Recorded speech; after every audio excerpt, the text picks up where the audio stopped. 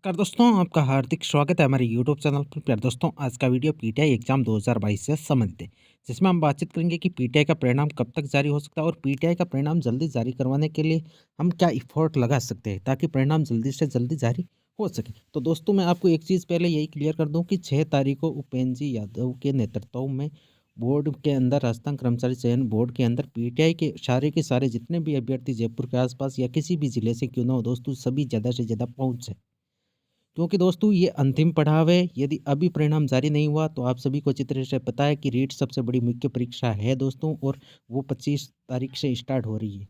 तो यदि 15 फरवरी या 20 फरवरी के आसपास यदि हमारा परिणाम जारी नहीं हुआ तो दोस्तों, मान के चलिए आपका परिणाम मार्च एंड तक जाएगा। तो दोस्तों, ज़्यादा से ज़्यादा जितने भी अभ्यर्थी है दोस्तों, अपने साथ 2-3 स्टूडेंटों को ज़रूर लेकर आइए, और 6 तारीख को ज़्यादा से ज़्यादा, जितनी ज़्यादा संख्या बल होगा दोस्तों, उतनी ही बात प्रमुखता से रखी जाएगी। तो दोस्तों, 26 ये 25 फरवरी से रीट का एग्ज़ाम है, मेन एग्ज़ाम दोस्तों। उससे पहले-पहले हमारा परिणाम जारी होना चाहिए। हमारा एक ही टारगेट है कि 25 फरवरी से पहले-पहले परिणाम जारी होना चाहिए। क्योंकि फिर 1 मार्च तक रीट का एग्ज़ाम चलेगा। उसके बाद आपको पता है दोस्तों कि मार्च एंड ही मान के चलिए दोस्तों, मार्च एंड से पहले आपका परिणाम जारी नहीं होगा यदि 6 तारीख को ज़्यादा से ज़्यादा स्टूडेंट पीटीआई के अभ्यर्थी राजस्थान कर्मचारी चयन बोर्ड सुबह 11 बजे यदि नहीं पहुँचे। क्योंकि दोस्तों, आपने देख लिया होगा, डॉक्यूमेंट वेरिफिकेशन हुए 2 से 3 महीने हो गए, लेकिन अभी तक रिजल्ट का कोई अता पता नहीं है। और बीच में सीईटी 12th स्तर का एग्ज़ाम आ गया दोस्तों, ये 11 फरवरी को कंप्लीट हो जाएगा। उसके बाद यदि राजस्थान कर्मचारी चयन बोर्ड चाहता है तो दोस्तों 9 से 10 दिनों के भीतर परिणाम जारी कर सकता है। तो दोस्तों, ज़्यादा से ज़्यादा अभ्यर्थी, जो भी स्टूडेंट जयपुर के हो या जयपुर से बाहर किसी भी डिस्ट्रिक्ट के हो दोस्तों, ज़्यादा से ज़्यादा पहुँचे। मैं आपसे इतना ही निवेदन कर सकता हूँ दोस्तों कि ये खुद के हक के लिए आपको आना पड़ेगा, नहीं तो बैठे रहोगे दोस्तों।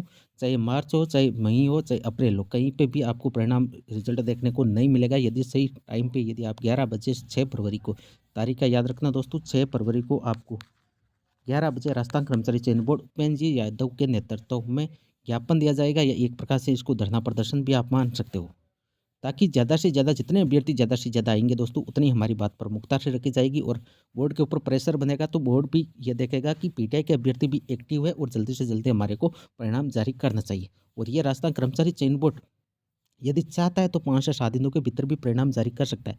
क्योंकि दोस्तों, 11 फरवरी से लेके 20 फरवरी आप मान के चलिए दोस्तों, 9 दिनों का टाइम है। उसके बाद फिर जो भी कर्मचारी है अधीनस्थ बोर्ड के दोस्तों, वो रीट एग्जाम मुख्य परीक्षा के अंदर बिजी हो जाएंगे।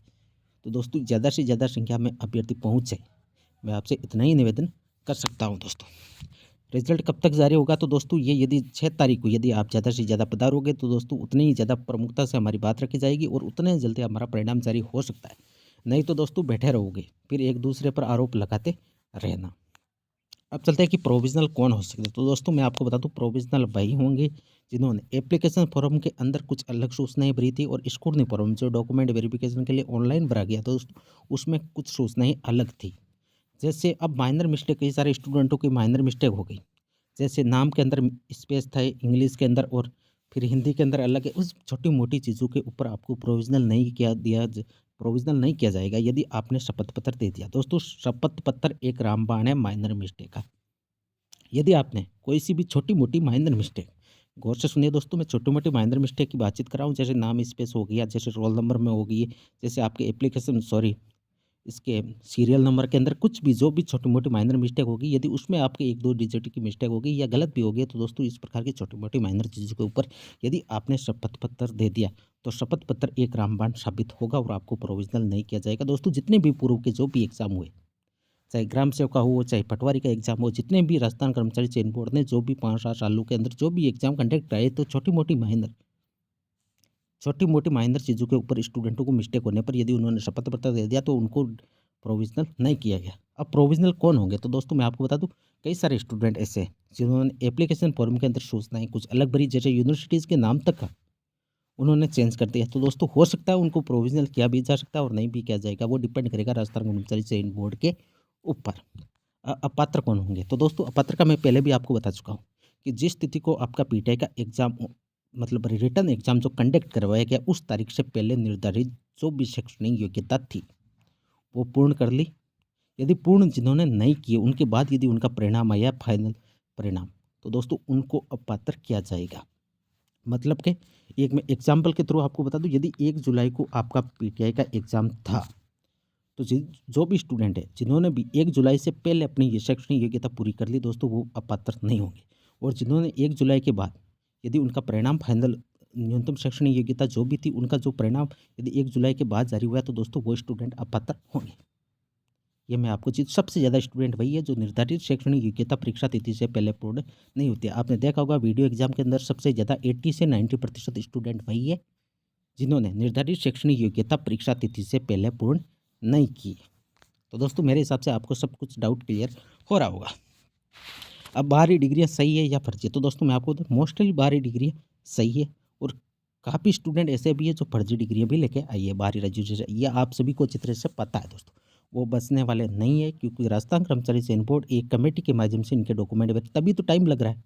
नहीं तो शिक्षा विभाग से डॉक्यूमेंट वेरिफिकेशन कंप्लीट हो चुका था। यदि परिणाम जारी करना चाहता था राजस्थान कर्मचारी चयन बोर्ड, तो शिक्षा शिक्षा विभाग ने जो भी स्टूडेंटों को प्रोविजनल किया है, उनको राजस्थान कर्मचारी चयन बोर्ड प्रोविजनल कर देता और परिणाम जारी कर देता। लेकिन बहुत सारी शिकायतें राजस्थान कर्मचारी चयन बोर्ड के अंदर पहुंचने की वजह से अब राजस्थान कर्मचारी चयन बोर्ड एक अपने स्तर पर खुद एक बार फिर डॉक्यूमेंट वेरिफिकेशन कर रहा है। तो इसमें दूध का दूध हो जाएगा, पानी का पानी होने वाला दोस्तों। जो रियल है उनको कोई दिक्कत नहीं है, और यदि कोई रियल स्टूडेंट है उनको यदि किसी कारणवश यदि प्रोविजनल कर भी दिया, तो दोस्तों आपको टेंशन लेने की ज़रूरत नहीं, क्योंकि 7 दिन के भीतर आपका डॉक्यूमेंट वेरिफिकेशन हो जाएगा और 15 से 20 दिनों के भीतर भी आपका एक बार फिर लिस्ट के अंदर आपका रोल नंबर आ जाएगा। दोस्तों निश्चित रहिए, आपको किसी भी प्रकार की कोई टेंशन लेने की आवश्यकता नहीं है। अब कट ऑफ कितनी जाएगी, और दोस्तों कट ऑफ से पहले मैं आपको बता दूं, 6 फरवरी को 11 बजे राजस्थान कर्मचारी चयन बोर्ड ज़्यादा से ज़्यादा पहुँचे। मैं आपसे इतना ही रिक्वेस्ट कर सकता हूँ दोस्तों, खुद के हक के लिए खुद को आना पड़ेगा। ये मत सोचना कि कोई दूसरा चला जाएगा। दोस्तों पिछली बार भी जो स्टूडेंट आए थे, बिल्कुल कम 10 से 15 स्टूडेंट पहुँचे। तो दोस्तों अब की बार मुझे पूरी उम्मीद है कि ज़्यादा से ज़्यादा स्टूडेंट पहुँचेंगे, क्योंकि ये पीटीआई एग्ज़ाम का, यदि पीटीआई एग्ज़ाम की यदि बातचीत करें, तो ये चैनल एकमात्र चैनल है दोस्तों, जो आपकी आवाज़ बुलंद करता है। चाहे 1 दिन हो, 2 दिन हो, यदि जिस दिन भी मैं आपको वीडियो लाता हूँ, तो दोस्तों आपके जो भी आपकी सारी के सारे जो भी डाउट है, मैं क्लियर करने की पूरी पूरी कोशिश करूँगा। और मुझे पता है कि 6 फरवरी को ज़्यादा से ज़्यादा स्टूडेंट पहुँचेंगे दोस्तों, क्योंकि पीटीआई के स्टूडेंट भी एक्टिव है। अब कट ऑफ कितनी जाएगी, तो दोस्तों कट ऑफ की मैं आपको पहले भी बता चुका हूँ कि आपको जनरल 200 के आसपास मान के चलना है, ओबीसी 195 190 के आसपास मान के चलना है दोस्तों, ये अधिकतम है।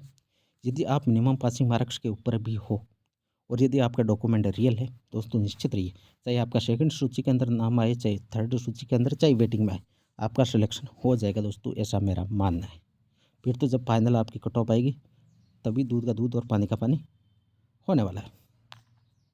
अब SC/ST की कट ऑफ कितनी जाएगी, तो SC/ST की मैं आपको बता देता हूँ दोस्तों, 170 के आसपास आपकी कट ऑफ रहने का अनुमान है।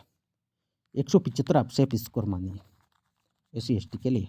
ओबीसी के 195 मैं आपको बता चुका हूँ। तो दोस्तों ये थी आज की टॉप से संबंधित वीडियो। और एमबीसी की मैं पहले भी बता चुका हूँ, 187 के आसपास, ईडब्ल्यूएस की 190 के आसपास आपको मान के चलना है। तो दोस्तों ये थी आज की वीडियो। दोस्तों वीडियो अच्छी लगी तो चैनल को सब्सक्राइब, वीडियो को लाइक और शेयर करें। और दोस्तों 6 फरवरी को सुबह 11 बजे राजस्थान कर्मचारी चयन बोर्ड ज़्यादा से ज़्यादा पहुँचे। थैंक यू दोस्तों।